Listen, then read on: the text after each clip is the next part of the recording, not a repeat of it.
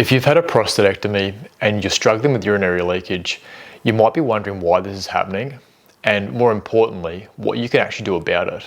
My name's Bradley Murray-Skey. I'm a men's health physiotherapist specialising in prostatectomy rehabilitation, and I help men understand what's happening to their body after prostate surgery and help them reduce urinary leakage.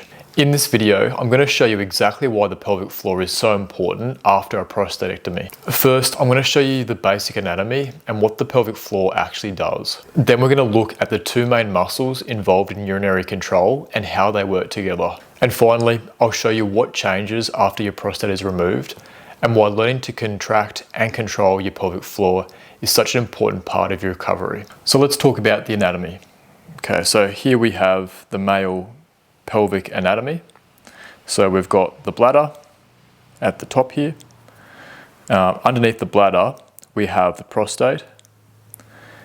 Then underneath the prostate, we've got the pelvic floor muscle group. Okay. But as you can see, underneath the bladder, there's also this little green mark here. And I'll talk to you a bit about what that actually is. But that's called the internal urethral sphincter, and we'll talk about how that relates to prostatectomy as well.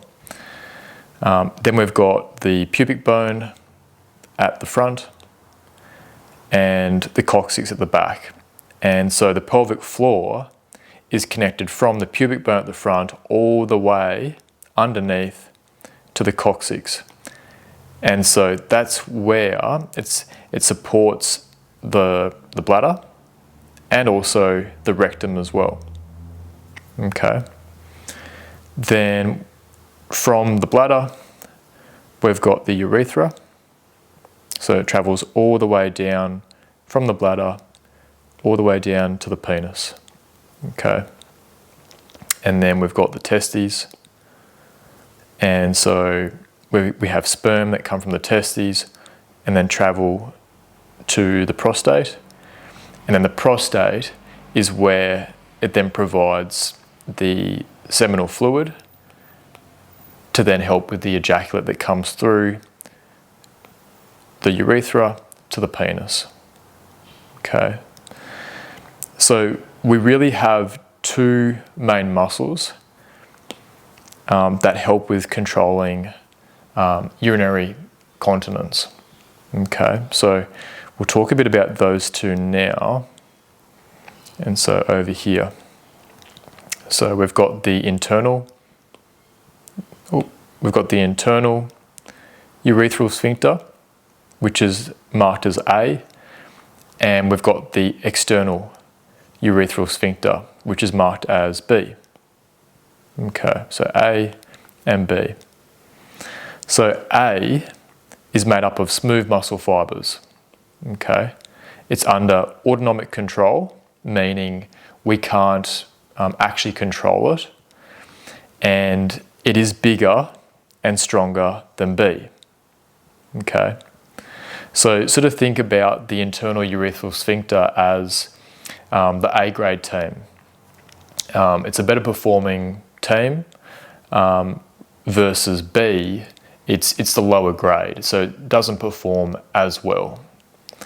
And another thing to note is that A prevents seminal regurgitation during ejaculation as well. So it prevents the ejaculate from traveling back up the urethra into the bladder. So that's just another thing to note. Whereas B, it's made up of skeletal muscle and it's under voluntary control. And unfortunately, it is smaller and weaker than A. Okay, so I'll just show you this diagram here. So we've got the bladder, the top here. Then sitting underneath the bladder, we have the internal urethral sphincter.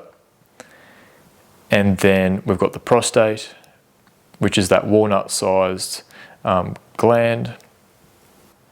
And then sitting underneath the prostate, we've got the external urethral sphincter. Okay, then the urethra that travels from the bladder all the way down to the penis. So when the prostate is removed, the internal urethral sphincter is removed with it. So we can only rely on B, the external urethral sphincter. So that's why prior to prostate surgery, we want to be training B, ideally 4 weeks prior to surgery, or even 6 weeks. Okay, so that's just a little bit about the 2 main muscles involved in urinary control and how they relate to prostatectomy rehabilitation. If you've had a prostatectomy and you're struggling with knowing what to do, I've made a free community called the Prostatectomy Recovery Project. It's a school community that you can join with like-minded men, and it's just a really good community to then talk about and discuss anything and everything related to prostatectomy rehabilitation. So I'll leave a link in the description below. Thanks for watching, and I'll see you in the next video.